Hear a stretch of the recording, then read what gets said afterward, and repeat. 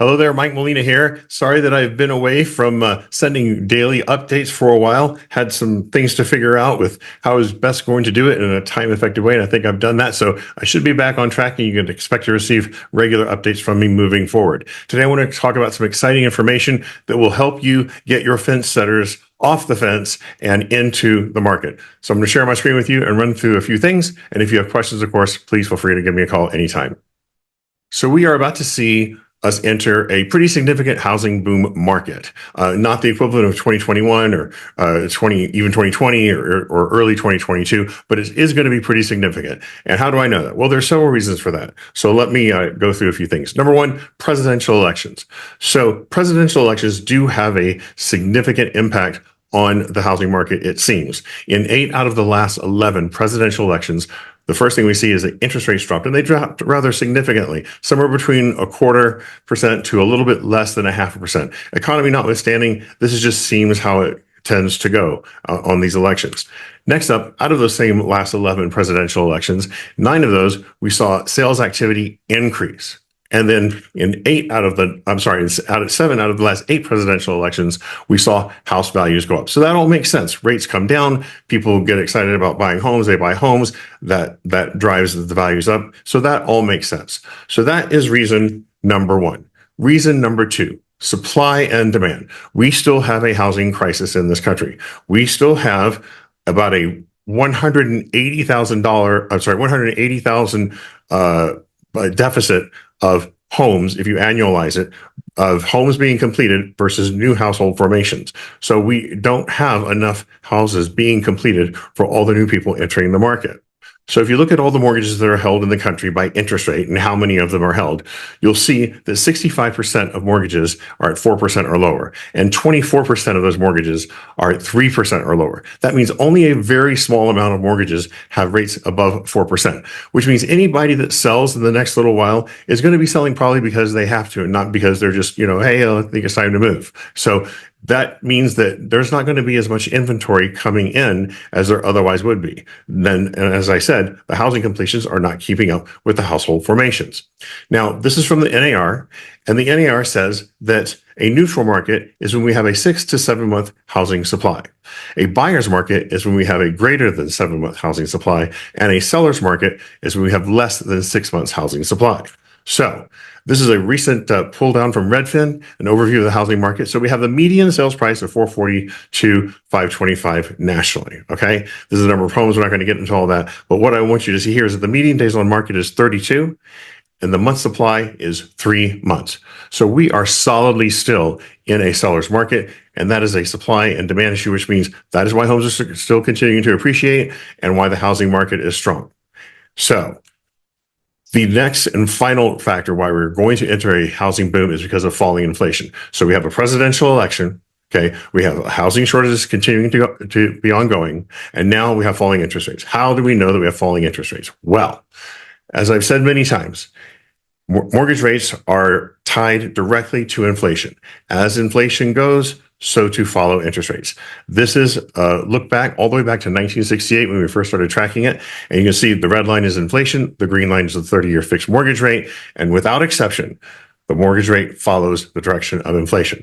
Now, in July 2022, we had a 40-year high in inflation, and that was really awful. And we've been slowly trickling down, taking the hard road down. But just last month in June, with the first significant inflation report, which included positive movement on shelter costs, which makes up 45% of inflation, came in significantly lower, much lower than expected, and that sent rates tumbling. We just had another inflation report come out today, and it was also positive, and rates responded accordingly.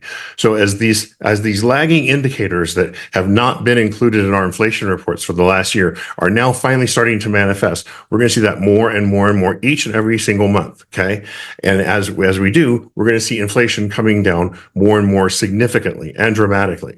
And it's not just me that's saying this. There's an actual watch group. This is an analysis of what the Federal Reserve is going to do.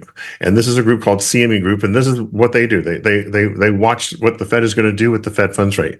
So when you hear on the news, is the Fed going to raise or lower the interest rate? Remember, the rate they're talking about is the Fed funds rate.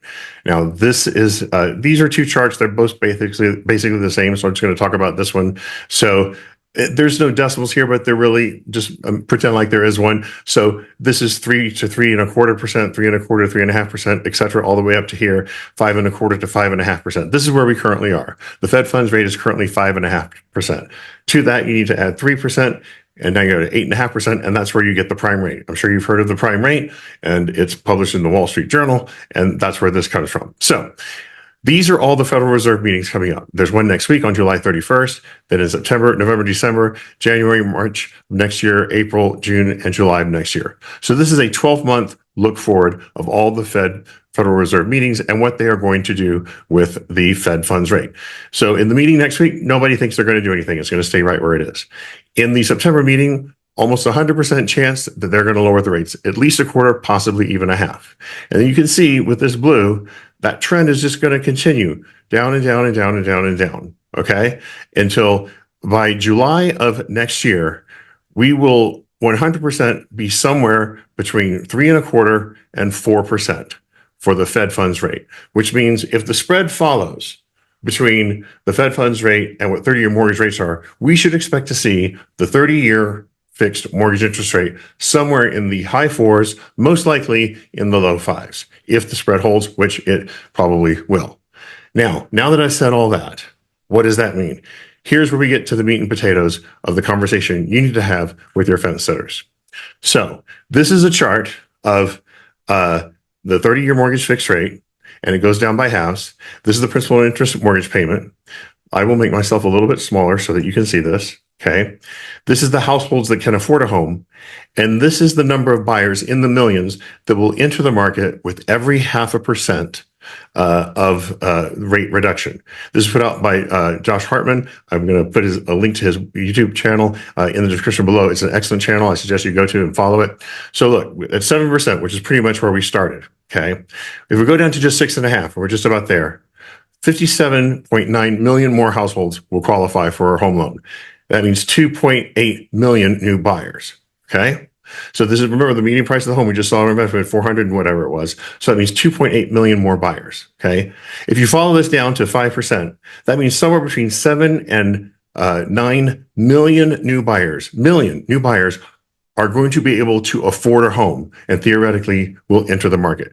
Now, this just tracks the people that can afford the home with the rate drop. This does not take into account people that you and I know right now that can afford the home that are not buying because they are waiting for the rates to drop, which is a financially horrible decision to make. And if you want to know more about that, there's a video in the email I sent you below with the cost of waiting. I have a little video and a tool you can use to show people how appreciation always outpaces waiting around for a lower rate. You're never going to save the money that you think you're going to save. And in fact, it's going to cost you tens of thousands of dollars.